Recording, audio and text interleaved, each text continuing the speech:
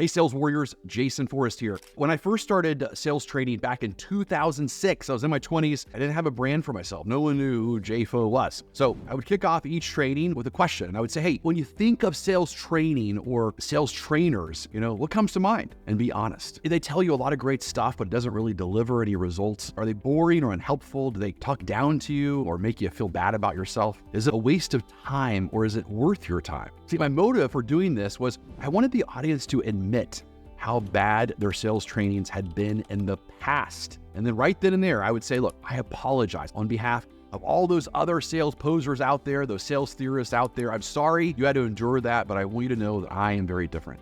I'm a practitioner, and everything I will tell you to say and do, I have done myself. And since I know that your time is super valuable, I will do everything in my power to make sure that this is worth it to you. I want you to evaluate me on one criteria, and that is, did I help you sell more during our time together than the missed opportunities that you could have had if you weren't here with me right now? So you ready to begin? Let's go. So you could see by being brutally honest, I was successful in anchoring the negative perception that they had around training or trainers, was not what they were about to experience with me. I was using the NLP technique of anchoring to connect negative emotions to my competition and positive emotions to me.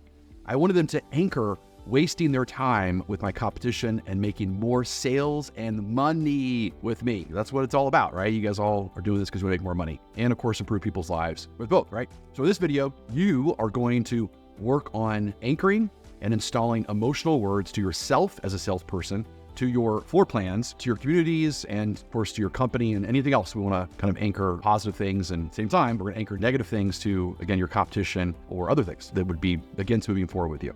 All right, so here's going to be 5 steps. There's going to be 5 steps in the anchoring and installing process that you're going to use, again, when it comes to home or home site, community, etc. Number 1, you're going to figure out the pain associated with the customer's current situation. Number 2, you're going to turn up the heat of hell that they're living in. So whenever you're selling, it's real simple. You got to get them to admit the hell of not doing something, and then you got to get them to admit the heaven of when they take action and they buy from you. How is that going to improve their life? What's the heaven? And you got to sell them on the purgatory. The purgatory is the process of building a home and getting the loan, all that kind of stuff. That's kind of purgatory. That's not heaven.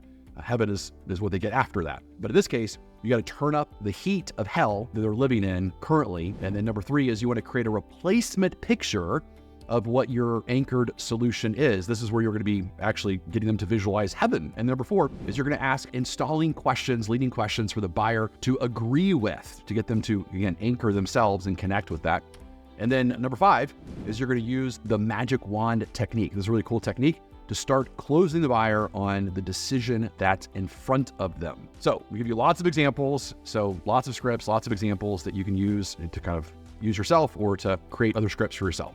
All right, here's an example. So let's just suppose that you want to anchor your primary suite to peace and quiet because their current primary suite isn't providing that. And so this is what you would do. So Mr. Customer, Mr. Prospect, I know you said your primary suite is really close to your living room right now and that you really don't have that emotional and physical escape that you're looking for. So tell me, where do you go now to escape? Wow. So you're telling me that right now you can't even have peace and quiet in your own home? That you have to leave the house to be somewhere quiet? And how long have you been dealing with this kind of pain? Suppose you could wake up tomorrow, staring at this beautiful ceiling and looking outside in your backyard with your beautiful flowers. And this primary suite that gives you the peace and quiet compared to leaving the house as you do today. Which primary suite would you rather have? This one or your current one? Mr. Prospect, I know you were telling me that one of the most important things right now is that you want to find a place where you can get away. And right now, your primary suite is close to your living room and there's a lot of noise lately. And so I'm curious, would this master suite provide the peace and quiet you were desiring? Perfect. Look, I know we haven't covered everything concerning buying a home today, so I don't want to jump to conclusions here. But if we had a magic wand, and you could imagine the rest of the house is great for you, it's exactly what you're looking for. I want you to imagine you would wake up in this primary suite and have that peace and quiet compared to what you currently have. Again, which primary suite would be better for you to accomplish the peace and quiet you are looking for? That's it. Pretty powerful, isn't it, sales warriors? So now let's work on anchoring positive emotions to you and negative emotions to your competition, just like I did or I do when I compare myself to the other trainers that are out there, the other posers that are out there. So to anchor and install yourself as the sales warrior who will save the buyer and stop them from their misery and pain and from wasting time and money, you first need to figure out what words or words you want to anchor to yourself. Then you want to get people to admit to the opposite of that, which will make them agree that you are better than the competition. So let's say that you want to install and anchor the word simple. Everyone likes simple, right? People like complex. So simple to you and confusing to your competition. So you would say, hey, how confusing has it been for you going from builder to builder and being bombarded with all the different incentives along the way? Pretty cool, right?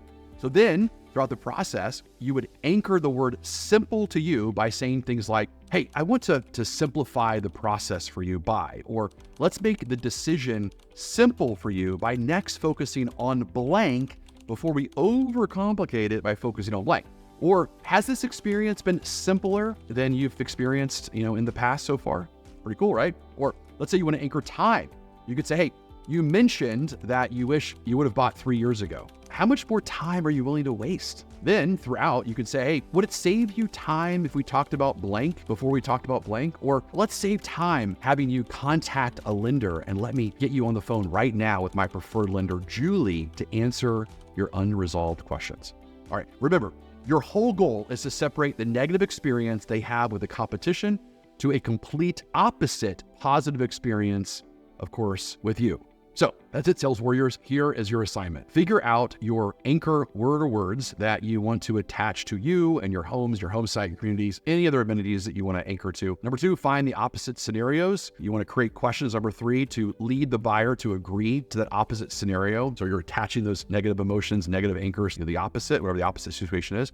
Number 4, you want to script all that stuff out. So script those installing questions and make sure you're real intentional around it. And number 5 is you want to execute your new scripts with your prospect. And number 6, come to your dojo sessions with your success stories, any leashes that you might have. Pretty cool, right? It's a pretty cool lesson. So here's the last thing, one more thing for you, and that is your prospects are being anchored to you and what you are selling, regardless if you like it or not. So by being intentional with your words, with what you want your prospects to be anchored to you, then you now have the control and the power over their perception versus any other factor. This is Jason Forrest. Push yourself to become a better version of you.